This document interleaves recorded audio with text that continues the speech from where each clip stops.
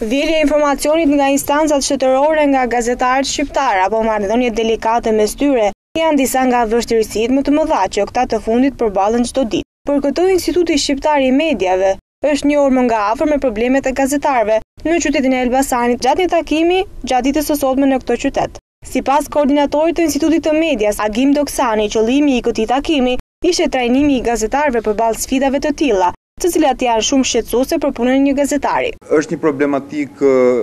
e prekshme sepse vetë gazetarët e qytetit Elbasanit, shumica e cilëve punojnë dhe si korrespondent në mediat qendrore, si në median e shkruar ashtu dhe elektronike, prekin nga afër në punën e tyre të përditshme problematikën që hasin qoftë në thithjen e informacionit nga institucionet e ndryshme vendore, qoftë në punën që ata bëjnë dhe vështirësitë e caktuara që hasin me burimet për vjeljen e informacionit, por nga ana tjetër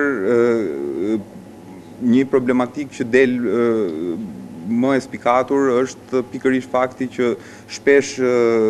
gazetarët ndodhen në ndrysninë qoftë të institucioneve apo qoftë dhe personave të caktuara për të bërë një raportim sa më të drejtë dhe më të balancuar të